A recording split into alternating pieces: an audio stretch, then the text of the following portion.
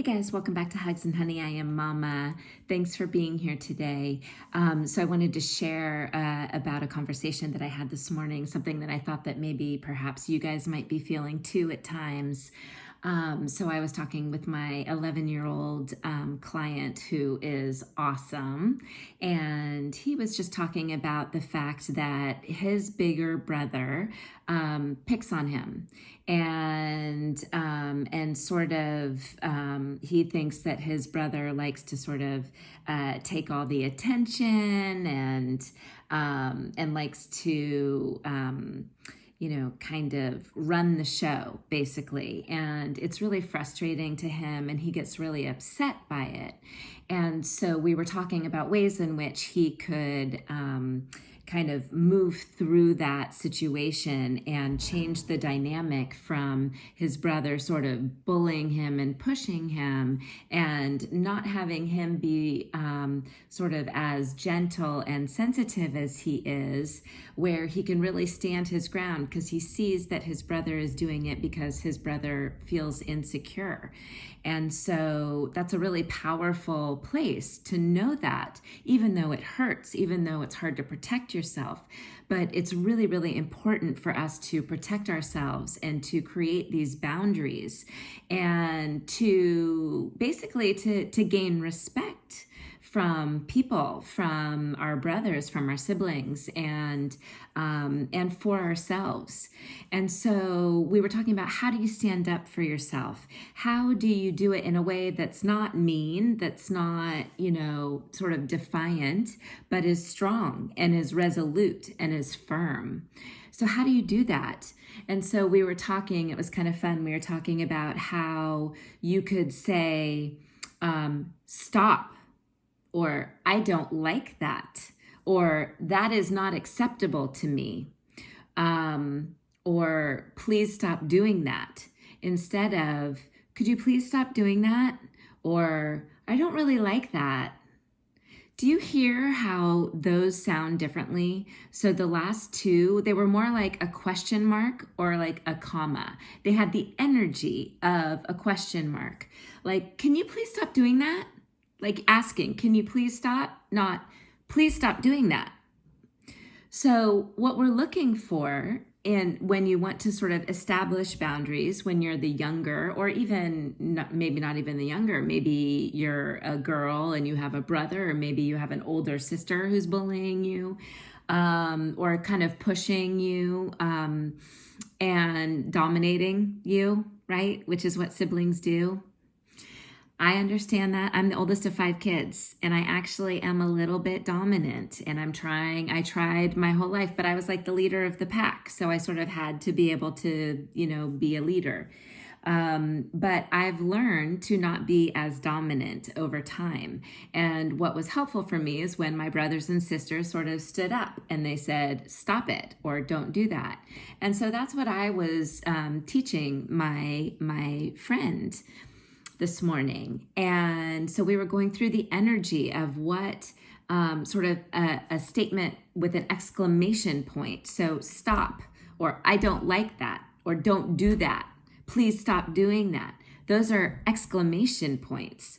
And those are not shouting, not yelling, not saying mean things, not cursing at people. They're just using our words very carefully to protect ourselves, to put up a boundary, to sort of defend ourselves, to sort of have anything that comes towards us and tries to kind of push us back, push us over, we can stand our ground, right? So we don't have to get pushed over. We can actually just stand our ground. And that's really, really important, not only for the other person to recognize that we're strong and we've had enough of their, trying to push us around, but it also reminds us inside that we can do that, right? It gives us confidence. It gives us belief in ourselves. And the more we practice it, it's scary when you first do this. It's scary to confront bully behavior. It's super scary. You'll have a lot of adrenaline. You might be shaking. You have to like really kind of amp yourself up for it. but it's worth it. And if you can do it in advance so that you kind of prepare, even say it in the way that you want to say it, you can kind of role play, you can practice a little bit.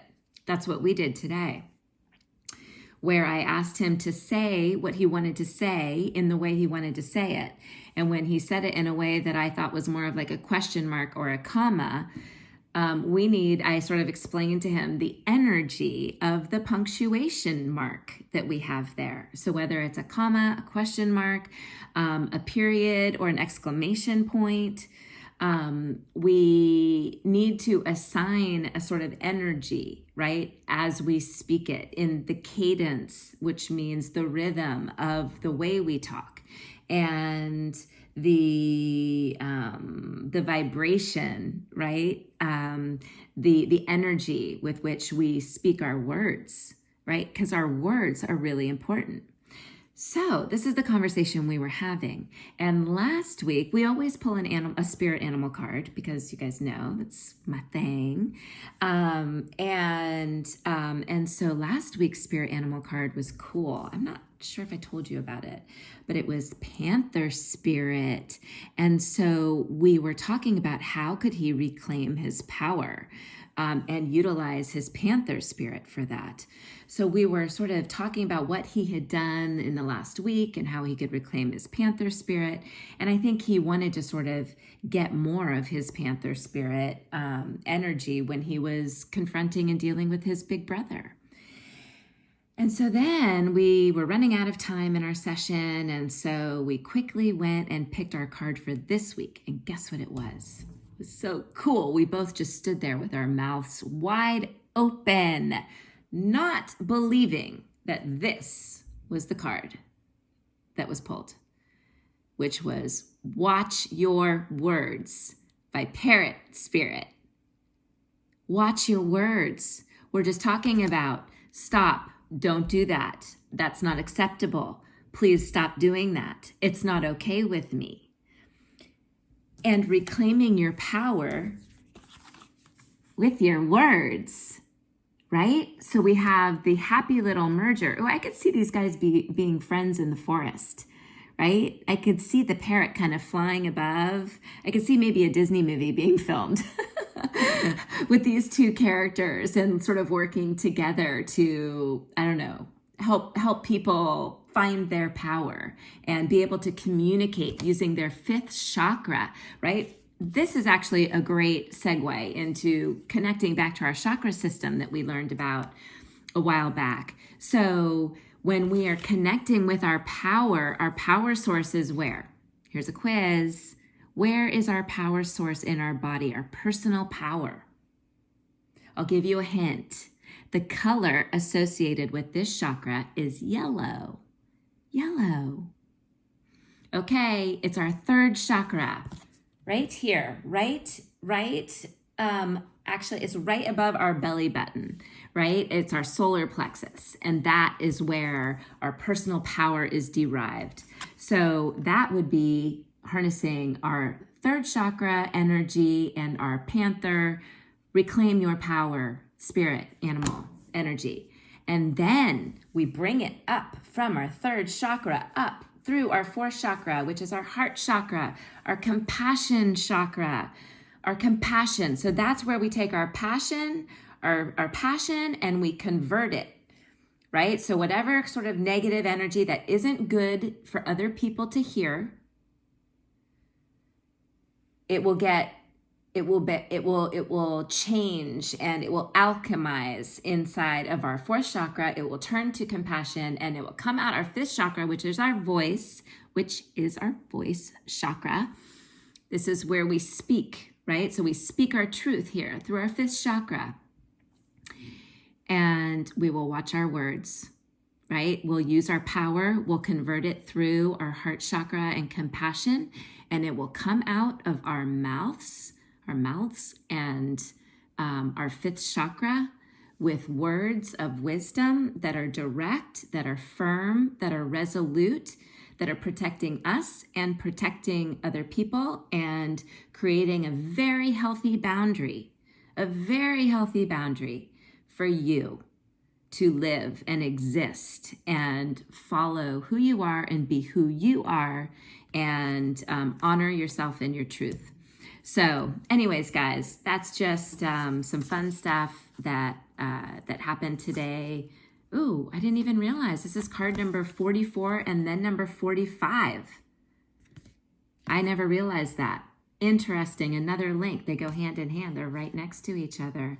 Again, they'll be meeting in the forest. Maybe in your dreams. Pay attention. All right. I see you. I hear you. I'm here for you. And I love you. See you tomorrow.